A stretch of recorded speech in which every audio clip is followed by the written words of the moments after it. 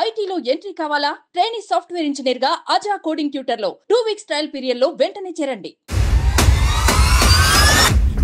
నంద్యాల జిల్లా నందికొట్కూరులో దారుణ సంఘటన జరిగింది. అయితే ఇంటర్మీడియట్ 2వ సంవత్సరం చదువుతున్న లహరి అంటే ఇంట్లోనే మంటల్లో కాలి చనిపోయిన సంఘటన మనం ప్రస్తుతం చూసాం. అయితే మనం ప్రస్తుతం నంద్యాల జిల్లా నందికొట్కూరులోని ఏదైతే ప్రాంతంలో ఉన్నామో అమ్మాయి చనిపోయిన ప్రాంతంలో ఇక్కడే ఉన్నాం. అదే ఇంట్లో ఇప్పుడు చూస్తున్నామో అదే ఇంట్లో ఇంటర్మీడియట్ 2వ సంవత్సరం చదువుతున్న అమ్మాయి ఇదే ఇంట్లోనే అంటే ఇక్కడ ఇంట్లో వాళ్ళ అమ్మమ్మ వాళ్ళు ఉంటారు. ఈ పక్కనే అమ్మాయి అయితే ఈ రూమ్ లో ఎప్పుడు కూడా చదువుకునేది ఈ రూమ్ లోనే అంటే చదువుకోవడం అనేది చేస్తుంది. ఎప్పుడు కూడా ఈ రూమ్ లోనే అమ్మాయి ఒకటే ఉంటుంది. ఈ రూమ్ లో ఎప్పుడైతే ఏదైతే ఈ రూమ్ లోనే నిద్రిస్తుండగా అంటే ఆ అబ్బాయి అంటే ఒకే నియోజకవర్గంలోని అంటే వెల్దుర్తి మండలంలోని ఒక అబ్బాయితో పరిచయం అయితే రాఘవేంద్ర అనే అబ్బాయితో పరిచయం అయింది. రాత్రి అనగా 3 గంటల ప్రాంతం నుండి 4 గంటల ప్రాంతంలో అబ్బాయి 2 వీలర్ లో వచ్చి అమ్మాయిని కలవడం జరిగింది. అయితే ఈ రాత్రి సమయంలో ఏం జరిగింది అనేది ఎవరికైతే తెలియదు. పొద్దున లేసేసరికే మంటల్లో అయితే కాలిపోయిన సంఘటన అయితే వాళ్ళ అమ్మమ్మ అయితే చూసింది. ఇప్పుడు ప్రస్తుతం మనం ఇదే ఇంట్లో ఉన్నాం. ఇక్కడ అమ్మాయి ఎక్కడైతే కాలిపోయింది ఇక్కడ ఈ ప్రదేశంలోనే అమ్మాయి కాలిపోతున్న సమయంలోనే వాళ్ళ అమ్మమ్మ అయితే వాళ్ళు చూశారు. ఇదే ప్రాంతంలోనే ఎవరైతే రాఘవేంద్ర ఉన్నాడో రాఘవేంద్ర కూడా సగం అంటే ఒక భాగం కాలిపోయి అతను బయటికి రాలేని పరిస్థితుల్లో అతను కూడా కాలిపోయినది చూస్తాం. ఇప్పుడు ఇక్కడ చూస్తే పోలీసులు అయితే దర్యాప్తు అయితే చేపట్టారు. ఇక్కడ పోలీసు దర్యాప్తులో ఇది ప్రమాదమా లేదంటే అతనే ఎవరైతే రాఘవేంద్ర అనే హత్య చేశాడు అనేది అయితే కొనలు ఇస్తున్నారు. పోలీసులు ఇప్పటి వరకు ఇది ప్రమాదం అనేది భావిస్తున్నారు. కానీ ఇది ప్రమాదం కాదు, ఇది హత్యనే అని చెప్పేసి రాఘవేంద్ర అనే వ్యక్తి హత్య చేశారు మా అమ్మాయిని అని చెప్పేసి అయితే వీళ్ళు అమ్మాయి వాళ్ళ బంధువులు అయితే ఆరోపిస్తున్నారు. ఇక్కడ చూసేటట్టయితే ఇక్కడ షార్ట్ సర్క్యూట్ జరిగినదైతే కనిపించలేదు. ఎలక్ట్రిక్ బోర్డులో వైర్ కూడా అలాగే ఉంది. కేవలం మంచం కాలిపోయి అక్కడ చిన్న చిన్న బట్టల ముక్కలు అవి కాలిపోయినట్టు మొత్తం అయితే ఈడ మొత్తం కాలిపోయి మొత్తం ఈ రూమ్ అంతా పొగ అంటే బ్లాక్ స్మోక్ అయితే వచ్చింది. ఇంత వాళ్ళ అమ్మమ్మని అడుగుదాం పరిస్థితి అంటే ఏం జరిగింది రాత్రి సంఘటన, ఇంత ఈ సంఘటన గల వివరాలు ఏమో వాళ్ళని అడిగి తెలుసుకుందాం. అమ్మ చెప్పండి అమ్మా, ఏం జరిగింది రాత్రి? 3 గంటలకు లేచినారు సార్. 3 గంటలకు లేచి చదువుకుందామని వచ్చింది అమ్మాయి. చదువుకుందామని వచ్చి ఆ రూమ్లో కూర్చొని ఆ రూమ్లో ఉంది గడేసుకొని చదువుకోమ్మా అని నేను లోపలికి పోయి పనుకున్నాక చదువుకుంటుంది. వాడు ఎప్పుడు వచ్చినా 4 గంటలకు వచ్చినాడు. ఎవరో నాకు తెలియదు సార్, తెలియదు. 3 గంటలకు వచ్చినాడు. ఆ అమ్మాయితో ఏం మాట్లాడినాడో మాకు తెలియదు. నోట్ల బట్ట పెట్టినాడు, పెట్రోల్ పోసినాడు, అంటించినాడు. బయటికి రాలేక వాకిళ్ళు గట్టి బలంగా దొబ్బినాడు. ఆ రాయి అనేది ఆడ కింద పడింది. ఆ శబ్దం మా కింద పడింది. అప్పుడు మేము బయటకు వచ్చినాం. వచ్చేళ్ళకు మంట మిద్దెత్తు మంటలేసింది ఇంట్లో. ఆ పిల్ల కాలుతుంది. వాడు వచ్చి ఇడవనుకు పన్నాడు. అంటే ఇప్పుడు మంటల్లో అంటే ఇప్పుడు అమ్మాయి కేకలు కానీ ఇలాంటివి ఏమి వినిపించలేదు? అబ్బాయి కేకలు కానీ అరుపులు కేకలు ఏమి వినిపించలేదు? ఏం వినపడలేదు సార్, కేకలే వినపడలే. కేక పెట్టాలంటే ఆ పిల్లకు నోట్లో బట్ట పెట్టినాడు. కేక అనేది రాలే, వాడు కేక పెట్టలే. వచ్చినాడు ఇడవన్నాడు. రూమ్ లో తప్పించుకునే ఆస్కారం లేదంటారా? లేదు, ఆస్కారం లేదు. ఆస్కారం లేకనే దొబ్బినాడు సార్. అంటే ఎందుకు చంపినాడు అనుకుంటున్నారు మీరు? భగవంతుడు తెలుసాలా, ఉన్నాడు అడగాల. మీరు ఉన్నాడు ఆసుపత్రిలో అడగాల. వాళ్ళు పోలీసులు ఏం టార్చర్ పెడతారో నిజం చెప్పేవాళ్ళు కిడ్సగుడ్డు.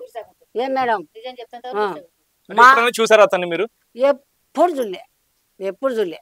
ఆ పిల్ల బజార్లో ఏం మాట్లాడిందో మాకు తెలియదు అంతే. మాకు 2 నెలల ముందర మీరు కూడా అతన్ని వార్నింగ్ ఇచ్చారు, మాట్లాడారని చెప్పారు. అంటే 2 నెలల కింద అంటే నేను లేను, పని పోయినా. మా వాళ్ళు ఉన్నారు, ఉండి అరిచినారు. ఇట్ట వచ్చినావంటే కదా మరిగాదండొచ్చు నీకు అంటే ఇంకా నేను ఎప్పుడు రాను, నా చెల్లెలతో సమానం అన్నాడు. పోయినాడు అంతే. ఏమని చెప్పారు అప్పుడు? మీరు ఏం చూసారు? నేను లేను సార్, నేను పని పోయినా. మీరేమనుకుంటున్నారు? మీ అమ్మాయి చావు కారణం మీరు ఏమనుకుంటున్నారు? మీ మనోరాలు చావుకి కారణం ఏమనుకుంటున్నారు? వాడే కారణం, వాడే. మాకు ఏదన్నా నా బిడ్డకు న్యాయం చేయాల ప్రభుత్వం. అదే సార్, మరికొందరు ఉన్నారు, వాళ్ళ బంధువులే ఉన్నారు, అడిగి తెలుసుకుందాం. అని చెప్పండి, ఏం జరిగింది అనుకుంటున్నారు? సార్, తండ్రి చనిపోయాడు. ఒక తల్లి గారు ప్రభుత్వ జూనియర్ ఇక్కడ నంది కళాశాలలో ఇంటర్మీడియట్ చదువుతున్నాక ఇక్కడ ఇద్దరు అవ్వతాత 2 సార్లు అమ్మాయికి ఇష్టం లేకపోయినా అబ్బాయి ఇంట పడ్డాడు 2 సార్లు. వాళ్ళ బంధువులు వార్నింగ్ ఇచ్చారు. అయితే నిన్న 3:30కి ఇక్కడికి వచ్చి ఏకున బైకులకు పైపు తీసి పెట్రోల్ పోసుకోని చెప్పి ఇక్కడ ఉన్నటువంటి కొంతమంది వ్యక్తులు చెప్పారు. ఈ సంఘటనలో అమ్మాయి పెట్రోల్ పోసి అంటించాడని చెప్పి మా అనుమానము. అయితే ఇలాంటి సంఘటన ప్రాంతం కాకుండా చట్టాలు కఠినంగా శిక్షించాలా. ఈ కళాశాలలో హై స్కూల్లో ఈ ప్రేమ పైన సపరేట్ అవేర్నెస్ ప్రోగ్రాం ఏర్పాటు చేయాలా. అదేవిధంగా ఇప్పుడు 108, 104 ఎలా ఉన్నదో ఒక సెల్ నెంబర్ ప్రభుత్వము ఒక సెల్ నెంబర్ ఏర్పాటు చేయాలా. ప్రయాణ చేయనికే. అదేవిధంగా ఈ కుటుంబానికి ఒక 30 లక్షల రూపాయల ఎక్స్‌గ్రేషియా 4th క్లాస్ ఒక ఉద్యోగం అని చెప్పి సిబిఐ పడి డిమాండ్ చేస్తున్నాం సార్. ఇప్పుడు అమ్మాయికి ఇష్టం లేనిదే అబ్బాయి కూడా ఇంత దూరం రాడు కదా, దీన్ని ఎలా చూస్తారు మీరు? అమ్మాయి ఇప్పుడు ఇష్టం ఉంటే ఎంతోమంది అమ్మాయిలు అబ్బాయిలు ఈరోజు పెళ్లి చేసుకుంటున్నారు, పోయి ఉండమ్మా వివాహం చేసుకుంటారు. అమ్మాయికి ఇష్టం లేదని చెప్పి ఇక్కడ చదువుకుంటుంది అన్నప్పుడు మా అభిప్రాయం సార్. అయితే ముందే పేరెంట్స్ కానీ వాళ్ళ అమ్మమ్మ వాళ్ళు ఉన్నారు, వాళ్ళకి చెప్పాలి ఇటు వస్తున్నా అని చెప్పేసి, ఇంకా బంధువులు ఉంటారు ఇటు వస్తున్నారు నాకు ఇటు ఈ ప్రాబ్లం ఉందని చెప్పి అమ్మాయి ఎందుకు చెప్పలేకపోయింది అనుకుంటున్నారు? గతంలో చెప్పారు, మరి వీళ్ళ తమ్ముడు వీళ్ళంతా వార్నింగ్ ఇచ్చారు. కానీ 2 months బ్యాక్ ఈ సంఘటన జరగడం దురదృష్టకరం సార్. ఇది అంటే ఇది అతనే చంపాడని చెప్పేసి మీరు అనుకుంటున్నారా? ఇప్పుడు అవ్వ తాత పుట్టినటువంటి రక్త సంబంధం చెప్పినప్పుడు మా అభిప్రాయం అదే సార్. ఇప్పుడు అతను కూడా కాలిపోయాడు కదా, దీనికి ఎలా చూస్తాం మనం?